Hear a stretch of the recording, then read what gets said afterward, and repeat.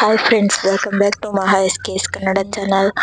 ಜೀರಿಗೆ 1 table spoon ಅಷ್ಟು, ಮೆಣಸು, ಬೆಳ್ಳುಳ್ಳಿ, ಹಸಿಮೆಣಸಿನಕಾಯಿ, ಕರಿಬೇವಿನ ಸೊಪ್ಪು, ಕೊತ್ತಂಬರಿ ಸೊಪ್ಪು, ಶುಂಠಿ, ಕಾಯಿ, ಅದ್ರ ಜೊತೆ ಹುಣಸೆಹಣ್ಣು ಸೇರಿಸ್ಕೊಂಡು ಎಲ್ಲ ಒಂದು ಜಾರ್ಗೆ ಹಾಕೊಂಡಿದ್ದೀನಿ. ಅದನ್ನ ಹುಣಸೆಹಣ್ಣು ಹಾಕೊಂಡು ರುಬ್ಕೋಬೇಕು. ಕಾಯಿ ರಸ ಮಾಡೋದಿದು. ಒಂದು ಹೊತ್ತಿಗೆ ಸಿಂಪಲ್ ಆಗಿ ಏನಾದ್ರು ಮಾಡ್ಕೋಬೇಕು ಅಂದರೆ, ತರಕಾರಿ ಏನಿಲ್ಲ ಅಂದರೆ ಇದು ಚೆನ್ನಾಗಿರುತ್ತೆ.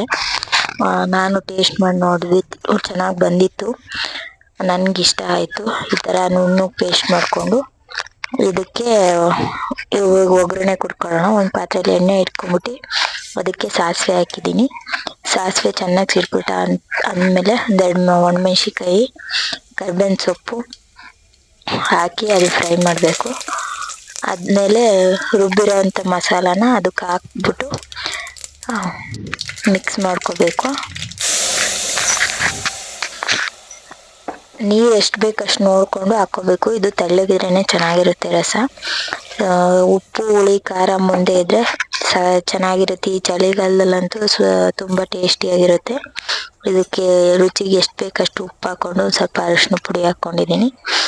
ಚೆನ್ನಾಗಿ ಮಿಕ್ಸ್ ಮಾಡಿಕೊಂಡು ಒಂದ್ಸಲ ನೋಡ್ಕೋಬೇಕು ಈ ಟೈಮಲ್ಲಿ ನೀರು ಬೇಕಾ ಇಲ್ಲ ಉಪ್ಪು ಬೇಕಾ ಅಂತ ನೋಡಿಕೊಂಡು ಚೆನ್ನಾಗಿ ಮಿಕ್ಸ್ ಮಾಡಿಕೊಂಡು, ಅದಾದಮೇಲೆ ಅದಕ್ಕೊಂದು ಸ್ವಲ್ಪ ಕೊತ್ತಂಬರಿ ಸೊಪ್ಪು ಮೇಲೆ ಹಾಕಿ ಚೆನ್ನಾಗಿ ಕುದಿಸ್ಕೊಬೇಕು. ಅದು ಚೆನ್ನಾಗಿ ಮಳ್ಳಿದ್ಮೇಲೆ ಟೇಸ್ಟ್ ಚೆನ್ನಾಗಿರುತ್ತೆ. ಅನ್ನದ ಜೊತೆಗೆ ಚೆನ್ನಾಗಿರುತ್ತೆ. ಇದು ಮುದ್ದೆಗೆಲ್ಲ ಕಾಂಬಿನೇಷನ್ ಆಗಲ್ಲ ಅಂತ ಅಂದ್ಕೊಂಡಿದ್ದೀನಿ. ನನಗೇನೆ ಮುದ್ದೆಗೆಲ್ಲ ಸೆಟ್ ಆಗಲ್ಲ ಅನಿಸುತ್ತೆ. ರಸಮ್ ಅಂದರೆ ಅನ್ನಕ್ಕೆ ಅಲ್ವಾ ಸೆಟ್ ಆಗೋದು. ಹಾಕ್ಕೊಂಡು ಊಟ ಮಾಡಿದ್ವಿ. ಚೆನ್ನಾಗಿತ್ತು. ಮಕ್ಕಳೆಲ್ಲ ತುಂಬ ಇಷ್ಟಪಟ್ಟರು ಈ ರಸಮ್ನ. ನೀವು ಒಮ್ಮೆ ಟ್ರೈ ಮಾಡಿ ನೋಡಿ. ಹಾಗೆ ಒಂದು ಚಪ್ಪಲಿ ಸ್ಟ್ಯಾಂಡ್ ಆರ್ಡ್ರ್ ಮಾಡಿದ್ದೆ, ಬಂದಿತ್ತು. ಅದು ಅನ್ಬಾಕ್ಸ್ ಮಾಡಿ ತೋರಿಸ್ತಾ ಇದ್ದೀನಿ.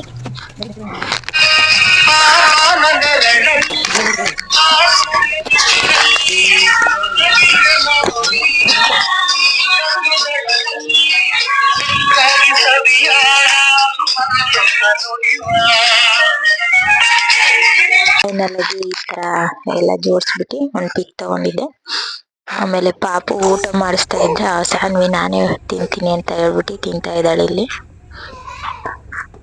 ಆಟ ತುಂಬ ಜಾಸ್ತಿ ಮಾಡ್ತಾಳೆ ಅವಳೇ ನಾನೇ ತಿಂತೀನಿ ಅಂತ ತಟ್ಟೆಲ್ಲ ಹೊಸಾಕ್ಬಿಟ್ಟು ಮತ್ತೆ ಹಾಕಿ ಕೊಟ್ಟಿದ್ದಾಯ್ತು. ಇದು ಬೆಳಗ್ಗೆ ತಿಂಡಿಗೆ ಅಂತ ಹೇಳ್ಬಿಟ್ಟು ಚಟ್ನಿನೂ ಇಡ್ಲಿ ಮಾಡಿದ್ದೆ. ಶನಿವಾರ ಅದು ರಸಮ್ ಶನಿವಾರ ಸಂಜೆ ಮಾಡಿದ್ದೆ. ಫಸ್ಟಿಗೆ ಸ್ಲಿಪ್ಪರ್ ಸ್ಟ್ಯಾಂಡ್ ತೋರ್ಸೋದು ಚೆನ್ನಾಗಿರಲ್ಲ ಅಂದ್ಬಿಟ್ಟು ರಸಮ್ ಮಾಡೋದು ಹಾಕಿದ್ದೆ. ಇಲ್ಲಿ ರೇಷನ್ ಅಕ್ಕಿ ಎಲ್ಲ ಕ್ಲೀನಾಗಿ ತೊಳೆದು ಹಾಕಿದ್ದೀನಿ, ಹಿಟ್ಟು ಮಾಡ್ಸೋಣ ಅಂತ ಹೇಳ್ಬಿಟ್ಟು ಒಟ್ಟಿಗೆ. ಈಗ ಹಬ್ಬ ಬೇರೆ ಬರ್ತಿದೆಯಲ್ಲ, ಕೆಲಸ ಬೇರೆ ಜಾಸ್ತಿನೇ ಇದೆ. ಹಾಗಾಗಿ ಎಲ್ಲ ತೊಳೆದು ನೀಟಾಗಿ ನೀರೆಲ್ಲ ಬಸ್ತು ಒಣಾಕಿದ್ದೀನಿ.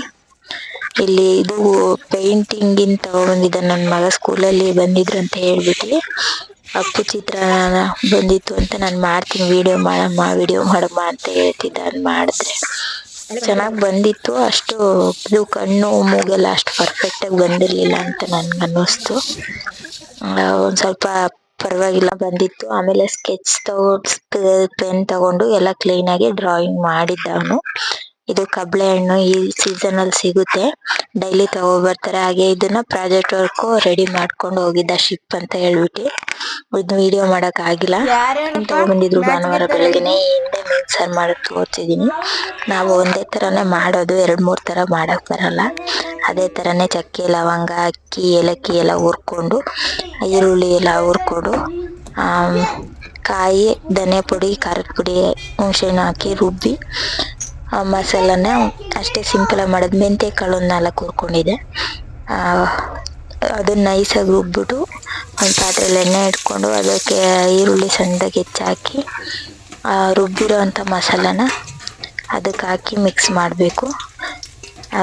ಚೆನ್ನಾಗಿ ಮಿಕ್ಸ್ ಮಾಡಿ ಅದು ಕುದಿಯೋಕ್ಕೆ ಬಂದಮೇಲೆ ನಾವು ಮೀನು ಹಾಕೋದು. ನಮ್ಮ ಮನೆಯವರು ಸೈಡ್ಗೆ ಒಂಥರ ಅವರು ಯೂಟ್ಯೂಬ್ ನೋಡ್ಕೊಂಡು ನಾನೇನೋ ಮಾಡ್ತೀನಿ ಅಂತ ಹೇಳ್ಬಿಟ್ಟು ಈರುಳ್ಳಿ ಎಲ್ಲ ಟೊಮೊಟೊ ಹೆಚ್ಚಾಕೊಂಡು ಮಾಡ್ತಾಯಿದ್ರು. ಅದ್ರ ಜೊತೆಗೆ ನಮ್ಮದು ಮೀನು ಸಾರು ಹಂಗೆ ರೆಡಿ ಆಗ್ತಾಯಿತ್ತು. ಎಲ್ಲ ಮಿಕ್ಸ್ ಮಾಡಿ ಇಲ್ಲಿ ಇಟ್ಟಾಗಿದೆ. ಮೀನು ಒಂದೊಂದೇನೆ ಹಾಕ್ತೀನಿ. ಇದು ಫಸ್ಟಿಗೆ ನಾವು ತಲೆನ ಹಾಕಿ ಬೇಯಿಸ್ಕೊಂಡ್ಬಿಟ್ಟು ಒಂದ 2 ನಿಮಿಷ ಆದ್ಮೇಲೆ ಮೀನಿನ ಪೀಸ್ಗಳನ್ನ ಹಾಕಿ ಬೇಯಿಸ್ಕೊಂತೀವಿ ಅಷ್ಟೇನೆ.